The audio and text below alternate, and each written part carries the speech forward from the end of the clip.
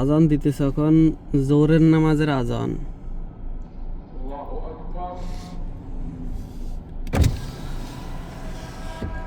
এটা হইছে ওযুখানা।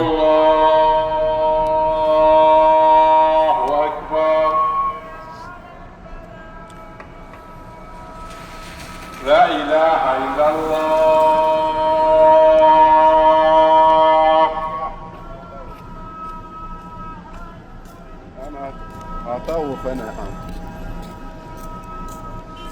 এই দেশে সমস্যা হয়েছে ওই পরিচালনা করেন লোক কম, মানে এরা ওই আইব দেরি করি আসি, তারপরে ও আজান দিব, দিয়ার হরে মনে যে সময় চাই এই সময় এই সময় ইয়া খুলি দিব মানুষে উজু করার লাইয়া। কিলে আমরা আমরা গাইডলাইনে আমরা চলাফেরা করি, তো কত রকমের মসজিদে নামাজ পড়ি। আল্লাহ যাওক কিসমতে দিছে, এই কারণে হরি তখন গাড়ির মধ্যে বই রয়েছি।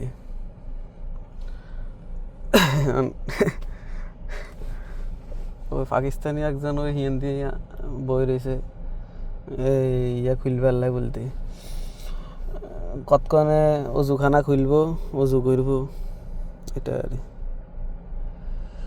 যাওক। এটার লাই সৌদি আরব আইও না, যাওক আল্লাহর নামে অনেক কিছু দেখছি, অনেক কিছু জানছি, এটা আর এই কারণে সবচেয়ে আমার কাছে সবচেয়ে ভালো লাগে আমার বাংলাদেশ।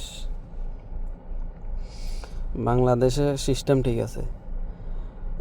আগে দি মর্জন কত সুন্দরভাবে যাই, যদি রুমে ইয়ে থাকে এই খুলি উজু করব, মর্জনে উজু করি, ইয়ার হরে যাই আজান দিব। আর এনে কি এর অজু আর তো অজু যাইয়া আগে কোনো রকম দড়ি দাফি আই দেয়, ইয়ার হরে ওই খুলবো আর খুলছে আর এটা। অনেক মসজিদ দেখছি, অনেক মসজিদে কিলে আমরা যদি গাইডলাইনে ন থাকতাম তাহলে আমরা কইতে পারতাম না। তাহলে কইতাম আমি এনে হয়তো দোয়ান একখানে চাকরি করি, আমি শুধু এই মসজিদের টা না কইতে পারম, অন্য আরো মসজিদ হল আছে, সেটারটা কইতে পারম না, হাইতাম না। আর আল্লাহ নাম হয়ে গাইডলাইনে আছে হুরা সব জায়গায়। বাংলাদেশেও যাও গাইডলাইনে আসিলাম, এই কারণে মকর অনেক অনেক জায়গায় মকর আল্লাহ নিয়ে আইসে, গেছি সব জায়গায় গেছি বাংলাদেশের। অনেক মসজিদে বাংলাদেশেও নামাজ পড়ছি আল্লাহর নামে, কত শান্তি হয়েছি, কত ভালো এটা আর।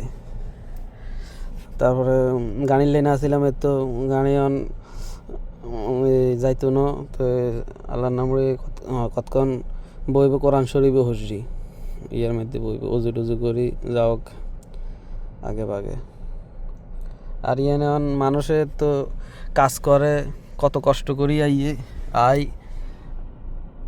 তারপর একটু উজু করবো গেলে সবার কি আর উজু থায়নি, এটা আর। এই কারণে মূলত এগুলা ভিডিও স্মৃতি হিসাবে থাকবো কোনো এক সময়।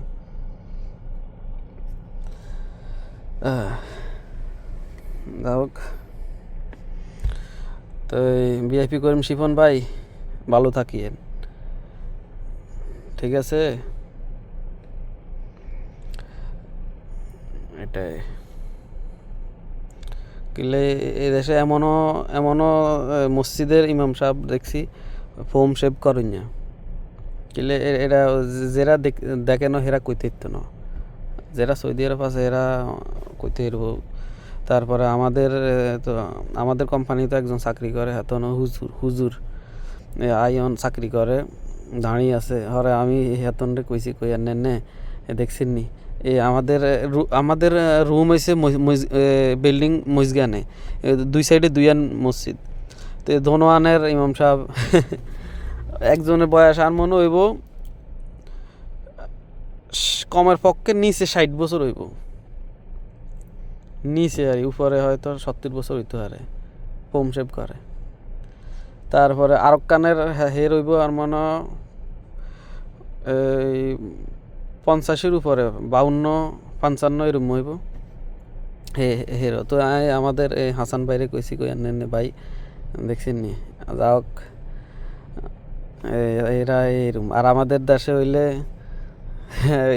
রাখল না কয় দেশে এরম এই দেশে এটা আর কয় দেশে আছে ভালা খারাপ সব জায়গায় মিলেন আছে এটা আর তাই কই আমাদের দেশে হইলে তো ইমাম সাহেব যদি এরম সেভ করতো তাহলে তো এরম ইমাম সাহেব রাখতো না কয় এটা হচ্ছে বাংলাদেশ এটা তো হচ্ছে সৌদি আরব আমি যাও অনেক কিছু আমারও শিকার আছে যাও আনের এই কথা বলানোর কারণে যাও শিখতে পারছি যাও কিনলে অনেক কিছু শিকার আছে আমি আমি আমি আমি আমি আমি এই জিনিস অনেক সময় আমি ভাবি আমি অনেক কিছু শিকার বাকি আছে আর কিছু মানুষ আছে বলে অনেক কিছু জানে যাও জানলে তো ভালো জানো যেরা কয় অনেক কিছু জানে হে তা তুন কিছু শিখি লইতে হইব আমি যাই হেরম মানুষের লগে যদি যাও কাল্লা দেয়া করে তুই তো কিছু শিখতে পারম এটা আরই ভালো এই ঠিক আছে এই তো মসজিদে নামাজের হরে মানুষে পেঁয়াজ আছে আলু আছে এগুলো নিব না এখানে কখনো খোলে না এত বই রয়েছি 100 মিনিট হয়ে গেছে মানুষ আই কিরব হিরি যায় আধা দিন কাজ করি আইছে জায়ের গো তো এটা এই বাইটা জায়ের দেন এটা সোয়াব এটা কে হাইব সোয়াব কইলাম আর কি আজাব আজাব এটা কে হাইব এই বেচারা রোদে দিয়ে আঁটি আইছে এখন জায়ের গই তো চলি জায়ের এই ঠিক আছে বিএপি করিম শিবন ভাই ভালো থাকেন আসসালামু আলাইকুম